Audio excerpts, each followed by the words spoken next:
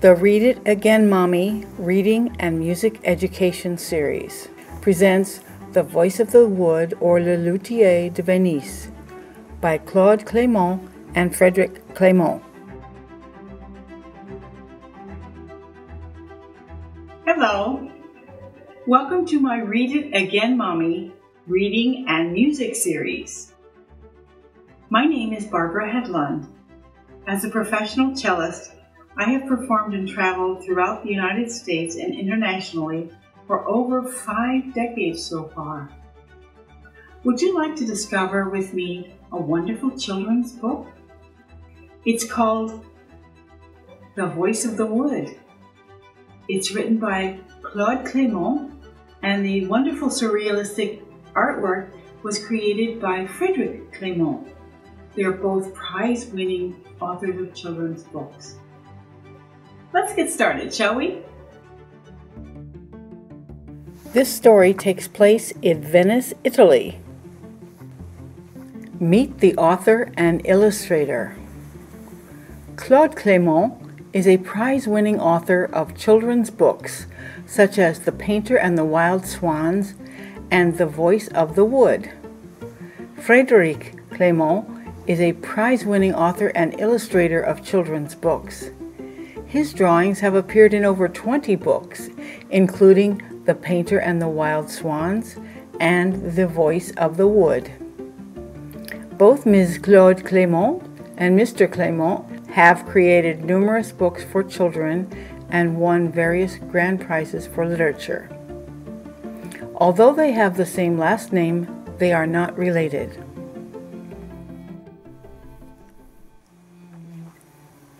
Long ago in Venice, where the streets and highways are canals, a craftsman lived over the studio in which he made fine musical instruments. The front of the Luthier's house overlooked a busy canal, but the back opened into a peaceful little garden. Here is the view from the craftsman's shop overlooking the busy canal. The French word for the violin maker or craftsman is le luthier.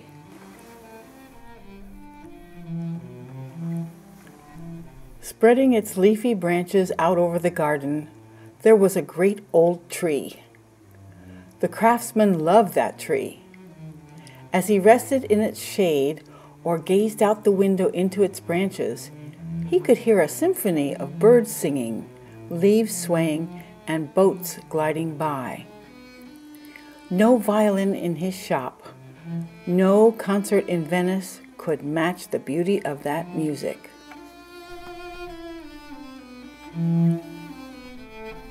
On this page, we see gondolas steered by gondoliers. Do you see the gondolas magically flying over the rooftops?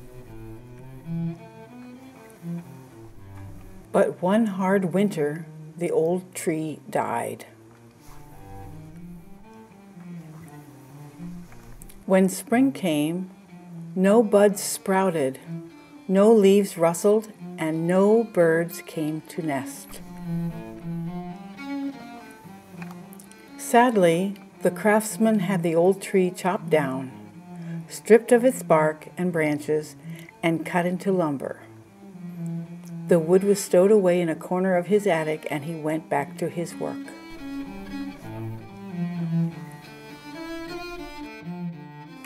The years passed. Tides rose and fell under the bridges of Venice. The craftsman's hair began to turn gray. He seldom ventured out of his studio, but the world's best musicians flocked to him to buy violins and cellos. One day the old man came across the wood from his beloved tree. He thought back fondly of that tree and its strange, beautiful music. Running his fingers over the wood, the old craftsman knew what he must do. He would take that wood and build his masterpiece, a cello as much in tune with the music of nature as his old friend the tree had been.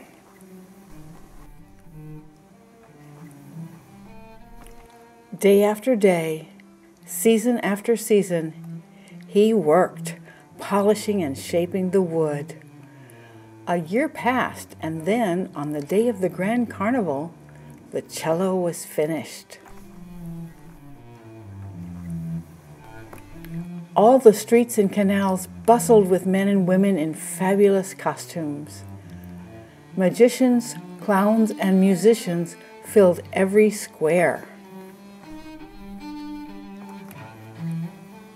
The old craftsman looked up from his masterpiece and gazed out at the merriment. "Is there anyone in that noisy crowd," he said, "who can possibly make my cello sing?" As he spoke, a young man pressed through the crowd. He wore a wig and costume. His face was painted and masked, but everyone recognized him as a famous musician. A group of his friends followed him into the craftsman's studio. The musician looked admiringly at the cello, but when he reached toward it, the craftsman warned him. "This is a magical cello. Only the most gifted fingers and only a heart in tune with the voice of the wood can play it." The young man was furious. He snatched the cello and tried to play. But the instrument seemed to have a spirit of its own. What poured out was not a sweet melody like a nightingale, but brutal, grating noises like crocodiles chewing and clawing their way across the floor. The musician kept on trying until his friends could stand no more and stole away. He tore off his wig in despair, hurled his mask and costume to the floor, and wiped the paint off his face. And then, exhausted, humiliated, and alone, he picked up the cello and held it as if he had never played one before. In the morning, the old craftsman awoke to the loveliest, most magical music he had ever heard. He looked out into the garden, and there he saw the young man playing the cello. Leafy branches had sprouted from the cello's neck and swayed mysteriously in the breeze. As the old man gazed, a flock of songbirds landed and added their own music to the voice of the wood. At this point, the story ended. To close out musically, I'd like to share a photo and video of the world-famous Song of the Birds. It is a Catalan folk song made popular by the late legendary Catalanian cellist Pablo Casals. It is played by Barbara Hedlund solo cello with the Northwest Symphony in Des Plaines, Illinois, USA. Maestro Paul Vermel was the music director for a performance on March 19, 1995.